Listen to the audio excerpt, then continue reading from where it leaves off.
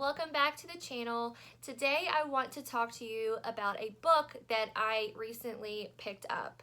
So this year I wanted to make a valiant effort into going off what I typically decide to read, as in genre-wise. So I read a sci-fi book this year, and I also wanted to read a mystery book.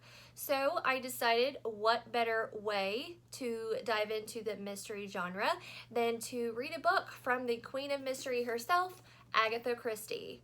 This was a horrible choice to go with. Death on the Nile by Agatha Christie was horrible, and I only read 34 pages before I decided to DNF this. So there were just so many things wrong with this book that I had to stop reading. I could not go any further. I am not one who likes to DNF books. I DNF'd one other book this year. I didn't DNF any last year. I'm not one to give up reading. I usually tend to just suffer through it for a while, but this writing, this dialogue, this everything, the characters were unbelievable. I liked nothing about this book. And I really wanted to. This book, it takes place, a majority of the book takes place in Egypt, and I thought that would be so neat to travel through Egypt while reading this, and I couldn't even make it to the part where they got to Egypt. So it started off, I liked one of the main characters, Lynette. She is this woman who has come into this fortune, and she's making these business moves. Like, she's really independent. Men are going after her, and she's just shutting them down left and right. She's not interested, yada, yada, yada. She has this friend who seems to adore her and thinks the world of her. And then this said friend brings her fiance to meet her, and she decides that she wants the man for herself, and she's just gonna steal her best friend's man. So that was out of nowhere for me. I was like, wow, I don't like this person anymore. And then the dialogue was just very short, very to the point, and overemphasized and over dramatic.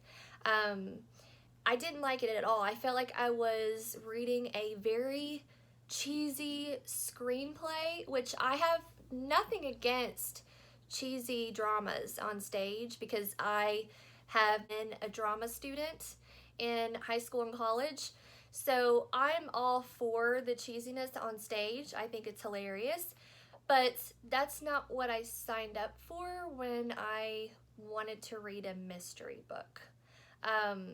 I thought that being known as the Queen of Mystery, she would have brought more to the table for me, I guess. I don't know. Just the dialogue itself was like unbelievable. I just, who talks like that?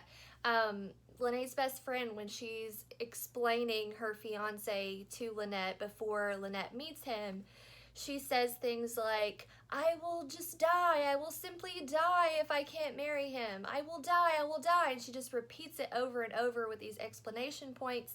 And I was just rolling my eyes. And in just 34 pages, let's not forget the incestual relationships that are mentioned and drawn out for like 10 or 11 pages straight between a mother and her son. I couldn't do it. I couldn't do it.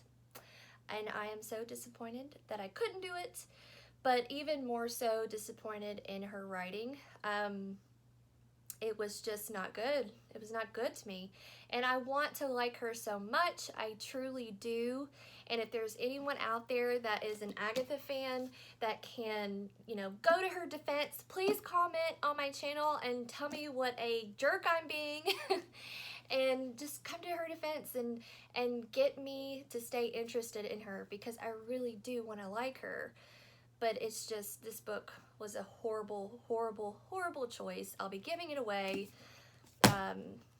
yeah, it's just not for me. Then I was doing some research, like maybe there's some better books out there.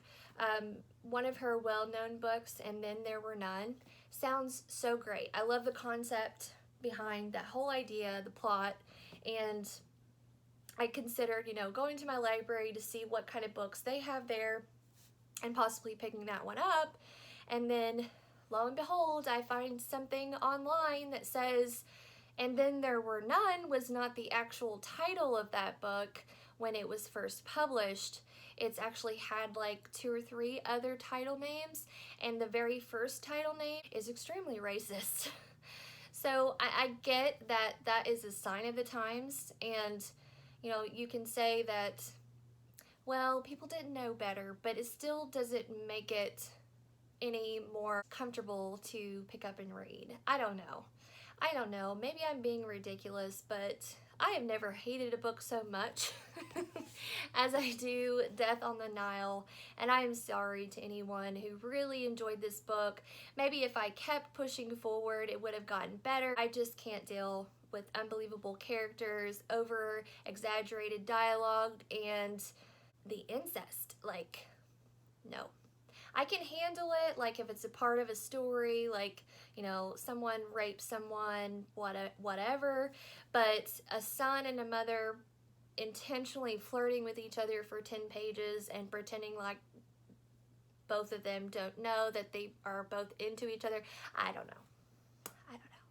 I'm sorry I'm ranting. I just really hate this book. 0 stars, and I've only read 30 something pages, so my rating's not warranted, but I just wanted to talk about a book that I hated and DNF'd, because I'm usually talking about books that I like somewhat, I'm somewhat interested in. I usually don't pick up books that I'm not interested in unless they're highly recommended to me, but yeah, I don't think I've ever talked about a book that I hate. And this makes me very sad, because I want to love every book. But I can't get past it. I really can't. So please, if you think that I'm being over judgy or anything at all, if you don't agree with my opinion, please come to her defense. Or please recommend another mystery author that I can enjoy and get into, because I really do want to branch out with my scope of genres that I tend to read.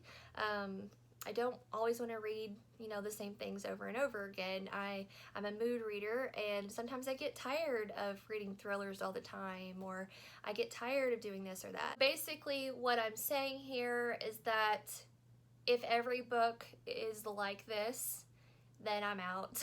I'm not gonna read any more of her stuff. But yeah, it's sad. It's sad when you DNF something, but I just wanted to share that with you guys. So thank you for listening to my short rant review of the first 34 pages of Death on the Nile. But until my next video, I will catch you guys later.